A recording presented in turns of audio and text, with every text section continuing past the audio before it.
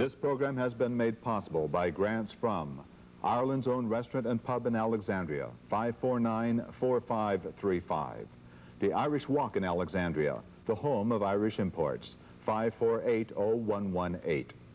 O'Brien's Fire Equipment, specializing in engineered fire protection systems, 937-1010. Academy Ford, in a class by itself, in Laurel, Maryland, 953-1100. O'Connor, Piper, Flynn, and Casey Realtors, in Maryland and in D.C., 459-8110. Lakewood Realty in Alexandria, 768-6600. Knox Shrine Association. Join us in our pilgrimage flight in August from Washington, D.C. to Our Lady Shrine at Knock, landing at the new Knock Airport. The Dubliner, an Irish pub on Capitol Hill, 737-3773. Murphy's, a grand Irish pub in Alexandria and D.C., 548-1717. And Olmsted Oldsmobile in Arlington, 527-8400.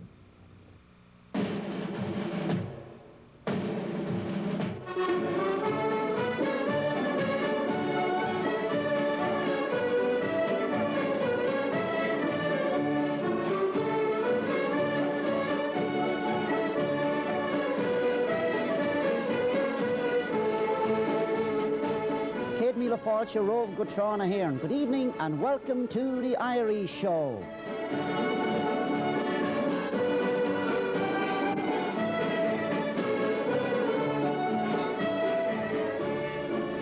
Good evening, folks. We're glad you could join us this evening for the Irish Show. We do hope you're enjoying this spring weather we've been having, and we want you to sit back now and relax and enjoy this show we have put together for you. And to get on with it, let me turn you over to the host of our evening show here, Mr. Pat Troy, the one and only Pat Troy. Thank you, Ed. Ed, we have a great show lined up for the people this evening, a very special show, and we've got a very special guest this evening, our Rose of Tralee for this metropolitan area, Trish Harkins. And before we get into that, we'd like to reflect back a little bit on March. March, of course, is such a great month for all of us, and Ed, can you tell us some of the highlights that you were involved in? Well, the first kickoff, of course, was on the 14th of Saturday. We had the Alexandria Parade. It was a beautiful day. Over 30,000 people showed up, and very successful parade. Good turnout and a lot of entertainment. The following Sunday, the Washington Parade, which of course is sponsored by the Irish American Club of Washington. The day was a little on the dreary side, but it was a good turnout, a very successful parade, and of course it was televised here by Channel 56. And then, of course, the 17th, I know, Pat, was a very special and an important day for you. Yes, Ed. One of the highlights of my life happened on the 17th. I was invited to the White House in Washington, D.C. to meet the President of the United States. And I went there with the City of Alexandria Bagpipe Band and all of their dancers after the President was at the White House and on Capitol Hill. It was a surprise for him. I stood there for 10 minutes. I presented a beautiful blackthorn stick to him and had a great talk with him. It was indeed a great honor to be with the President of the United States on St. Patrick's Day at the White House. But so much for that. I think it's time now that we got into our special part of this show for you people. Ireland, unfree, shall never be at peace. The Irish Show is dedicated to memories of all the people who have died and suffered for the cause of Irish freedom. 1798, the Wolfe Tones. 1803, Robert Emmet. 1848, the Young Irelanders. 1867, the Fenians. All of them failed, but planted the seeds for the rising of Easter Week 1916. 4 times in 119 years, small but absolutely dedicated bands of Irishmen had taken up arms in an attempt to free their country from the British domination under which it had been languishing for centuries.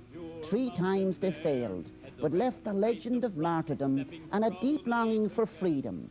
The 4th time, the uprising of Easter Week 1916, 1,200 men marched into the streets of Dublin and released a force that was in 3 short years to bring to birth the new independent Republic of Ireland. 1798, The Rising of the Moon. The Rising of the Moon was written by John Keegan Casey and is one of the most famous of all Irish patriotic songs. The dramatic Lady Gregory made it even more famous by featuring it in her play of the same name. It is a ballad of the rising of the United Irishmen in 1798, in which country boys in County Wexford and elsewhere attempted an insurrection armed only with homemade spears and called pikes, which came to symbolize Ireland's struggle for all succeeding generations. And now to do the Rising of the Moon for us, we have the Irish Breakdown. They're presently appearing at Ireland's own restaurant and pub in Alexandria. And ladies and gentlemen, the Irish Breakdown with the Rising of the Moon.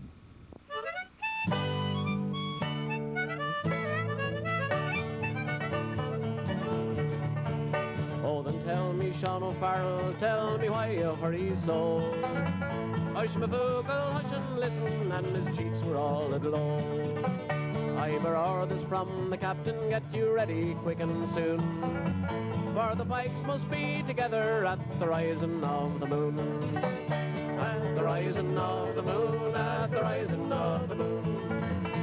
The pikes must be together at the rising of the moon. Tell me, Sean O'Farrell, where the gathering is to be. At the old spot by the river, right well known to you and me. One more word for signal token, whistle up the marching tune.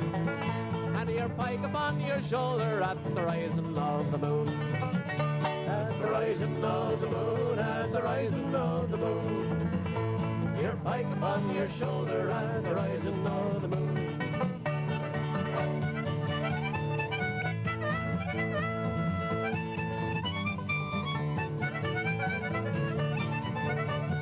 Many a mud-wall cabin eyes were watching through the night. Many a manly heart was throbbing for the coming morning light.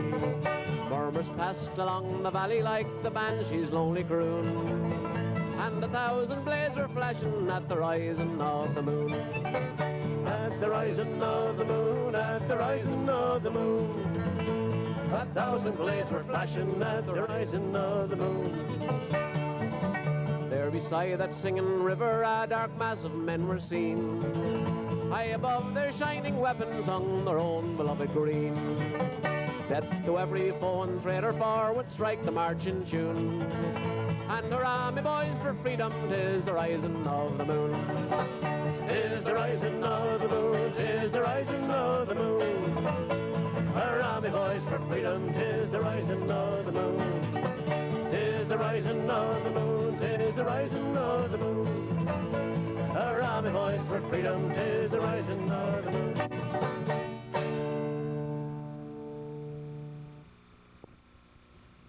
(1803) Robert Emmet made a heroic but unsuccessful raid on Dublin Castle. His ranks riddled with informers, his plan was doomed to failure. However, his speech from the docks is enshrined in Irish history, ending in the words, "When Ireland takes her place among the nations of the world, then and not till then shall my epitaph be written." He was hanged, drawn and quartered in Thomas Street, Dublin. Robert Emmet. The flag of Ireland is the tricolour. The three colours of the national ensign of Ireland stand for the 6 northern counties, which are separated from the rest of Ireland and are still a part of the United Kingdom, and that is the orange. For the 26 counties which comprise of the Republic of Ireland, we have the green. And for the purity of ideals, which will ultimately, it is hoped, unite the two parts of the country once again, we have the white. The use of the tricolour, introduced in 1848 and subsequently banned by the British, became an act of Irish national solidarity and defiance.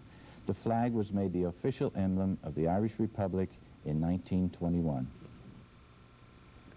1867, the Fenians. The Bold Fenian Men by Michael Scanlon pays tribute to the revolutionaries of 1867 who belonged to the Irish Republican Brotherhood and who were known as Fenians, followers of Finn, the mythical hero of an earlier day. One of the Fenian skirmishes with the Crown forces took place at Arlow in a glen in Tipperary. The Nore and the Suir are rivers which flow from Waterford Harbour. The Shannon is, of course, Ireland's largest river and has its estuary in Limerick. Con and Hugh are names of Irish heroes that reoccur in Irish national legend. The lonely Bannastrand. Sir Roger Casement, having retired from the British colonial service with a knighthood, went to Germany in 1915, where he arranged for a shipment of arms to be delivered to the Irish volunteers aboard a disguised merchant ship called the Odd. Casement himself was landed from the German submarine on the Bannastrand in County Kerry of April of 1916, but was soon arrested, taken to London, tried and subsequently hanged for high treason. The Odd and her cargo were shuttled by the captain, where he was apprehended by the British warships. One of the heroes of 1916 was James Connolly.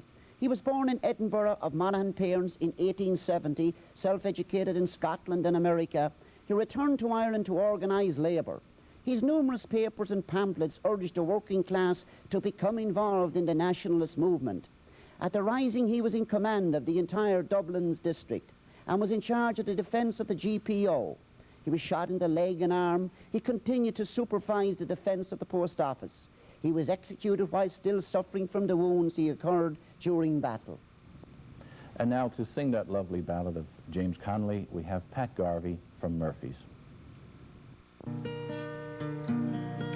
A great crowd had gathered outside of Kilmainham, their heads all uncovered, they knelt to the ground.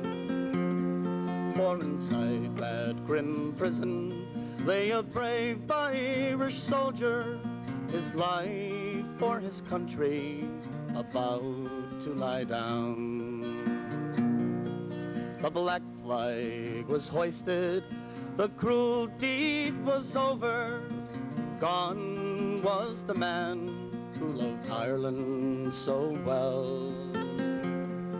There were many a sad heart in Dublin that morning when they murdered James Connolly, the Irish rebel. He went to his death like a true son of Ireland. The firing party he bravely did face. When the order rang out, present arms, fire, James Connolly fell into a ready-made grave. The four courts of Dublin the English bombarded, the spirit of freedom they tried hard to quell. But above all the din rose the cry, no surrender. 'Twas the voice of James Connolly, the Irish rebel. Many years have passed now since the Irish rebellion, when the guns of Britannia they loudly did speak, and the bold IRA stood shoulder to shoulder as the blood from their bodies flowed down Sackville Street. God's curse on you, England, you cruel-hearted monster, your deeds they would shame all the devils in hell. There are no flowers blooming, but the shamrock is growing on the grave of James Connolly, the Irish rebel.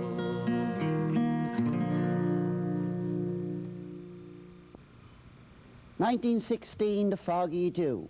This is perhaps the most popular of all ballads on the subject of the Easter Rising. The centre of the fighting was, of course, Dublin, which received heavy bombardment from the British artillery and gunboats that sailed up the River Liffey and lobbed shells into the heart of the city. The singer finds consolation for the death of Dublin's heroes in the idea that they have joined the Fenians, and that, unlike the Wild Geese, the Gaelic chieftains of an earlier century who died in the services of foreign monarchs, or a more recent number of Irishmen who had given their lives on foreign soil in the service of England. They died on Irish soil fighting for Ireland. And now let's listen to the Irish breakdown with the Foggy Dew.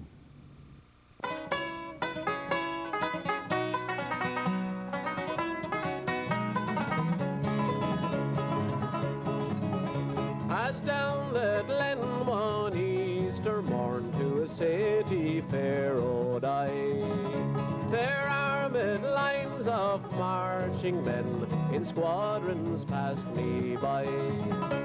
No pipe did hum, no battle drum did sound its loud tattoo, but the Angelus bell or the Liffey swell rang out through the foggy dew. Right proudly high over Dublin town they flung out the flag of war. It was better to die 'neath an Irish sky than at Soublair Bar. And from the plains of Royal Mead strong men came hurrying through, while Britannia's sons with their great big guns sailed in through the foggy dew.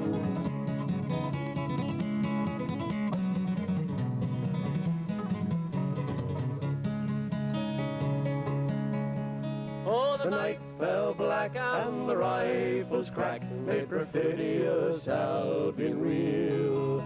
Mid the leaden rain 7 tongues of flame did shine o'er the lines of steel.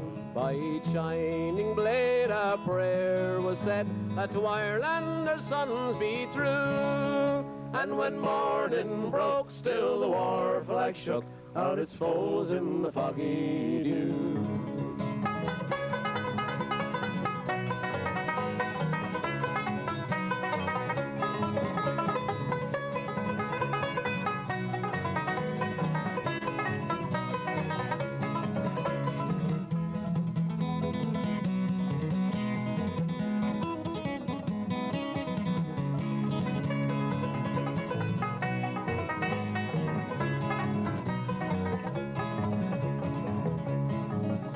Was England bid our wild geese go, that small nations might be free? But their lonely graves are by Soubla's waves on the fringe of the great North Sea. Oh, have they died by Pierce's side, or fought with Calbrew? Their names we would keep where the Fenians sleep, neath the shroud of the foggy dew. But the bravest fell, and the requiem bell rang mournfully and clear, for those who died that Easter tide in the springtime of the year.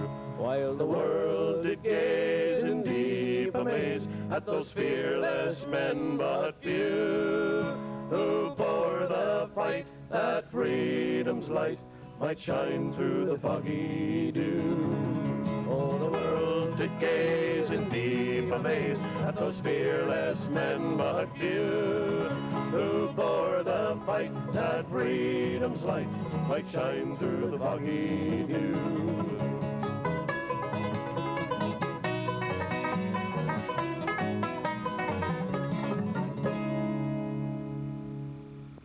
The proclamation of the Irish Republic. Who were the 7 signers? Thomas J. Clarke was born in Dungannon. He was executed May the 3rd, 1916. Thomas MacDonagh was born in Cloughjordan, County Tipperary. He was executed May the 3rd, 1916.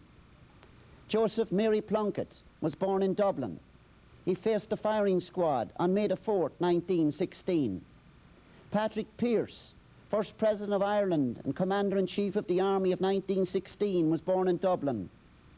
He too faced the firing squad with his brother Willie on May the 3rd, 1916. Sean McDermott, County Leitrim. He fought at the GPO and went to his execution on May the 12th, 1916. James Connolly was born in Edinburgh. He suffered of his wounds and died during battle in the GPO. Eamon Cannock was born in Galway. He too faced the firing squad on May the 8th, 1916. And now let's listen to this great group. They're appearing at the Dubliner. Yes, they're going to sing. Boys of the Old Brigade, let's listen to Claddagh.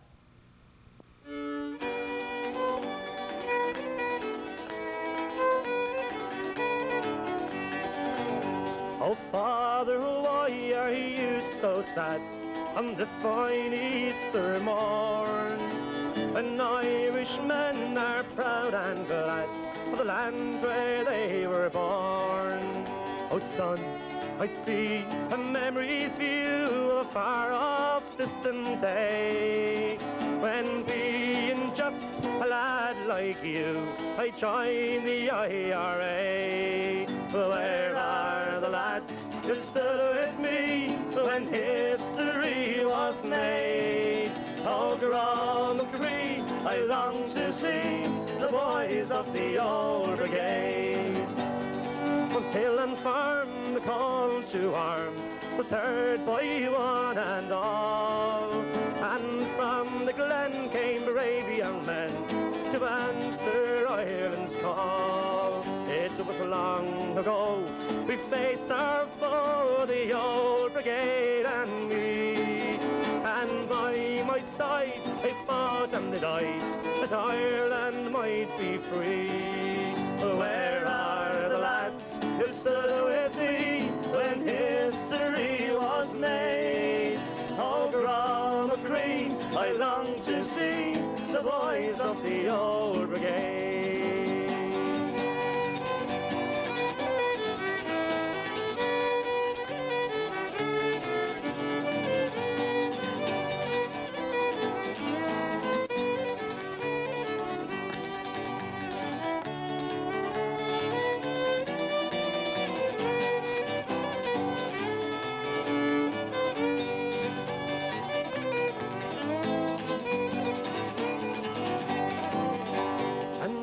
My boy, I've told you why on Easter morn I sigh, for I recall my comrades all of a dark old age gone by. Through hill and glen I fought with men with rifles and grenades. May heaven keep those men who sleep from the ranks of the Old Brigade. Where are the lads who stood with me when history was made? Oh, Granacree, I long to see the boys of the Old Brigade. Where are the lads who stood with me when history was made? Oh, Granacree, I long to see the boys of the Old Brigade.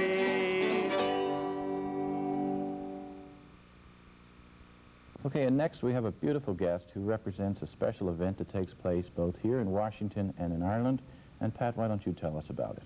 Well, it gives me great pleasure, and when you see this young lady, you know she's beautiful, and I want to welcome Trish Harkins. Patricia, welcome to the show. Thank you. Now, she's got that beautiful crown on her head, and she's got a beautiful sash across her, which says Washington, D.C. Now, who is this young lady? Well, she's the international, for our area here, Washington, D.C., Virginia, and Maryland, the Rose of Tralee. And she entered in it last year, as the year before, and won it. And can you tell us about what happened when you went to Ireland? Well, myself and 29 other girls from around the world met on a beautiful, bright, sunny day in Dublin, Ireland, at the airport. And we were met with press from all over the world, and we met each other. And then we went on down to a small county called Kerry, to a little town called Tralee, where they have a huge festival going on for 10 days. And the highlight of this festival is the International Rose of Tralee pageant. And there they pick one girl who they think represents the girl of Ireland, or the Rose of Ireland. Now, you won it, of course, from this area, and it's held every year at Ireland's Own, and the young lady has to be of Irish heritage, and it's based on poise, personality, beauty, and intelligence. And I want to go back last year now to you at Ireland's Own when you were crowned, and look at some of the highlights. Here you are in the final 5, and you look beautiful, as all of the young ladies did. There you are being asked the final question by the MC, who was that good-looking guy there with the rose.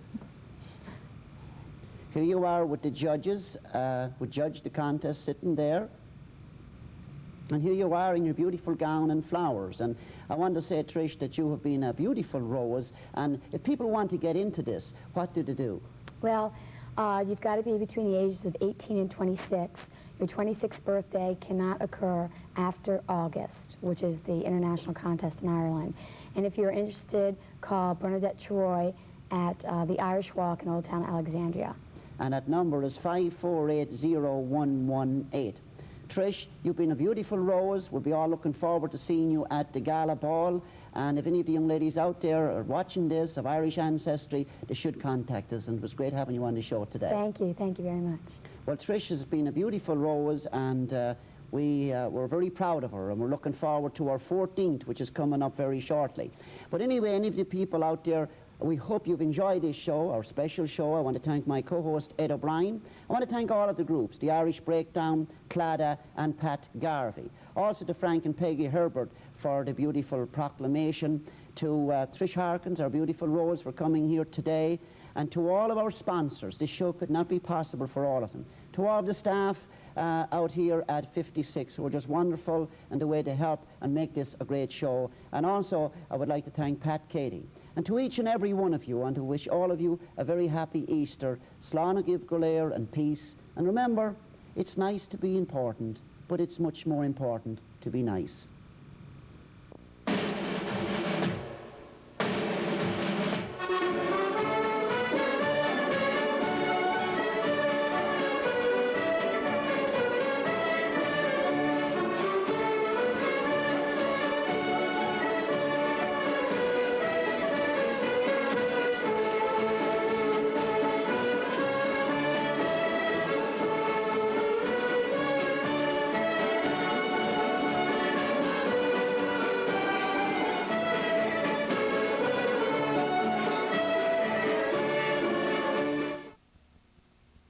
This program has been made possible by grants from Ireland's own restaurant and pub in Alexandria, 549-4535.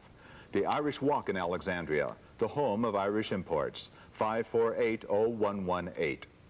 O'Brien's Fire Equipment, specializing in engineered fire protection systems, 937-1010. Academy Ford, in a class by itself, in Laurel, Maryland, 953-1100. O'Connor, Piper, Flynn, and Casey Realtors in Maryland and in D.C., 459-8110.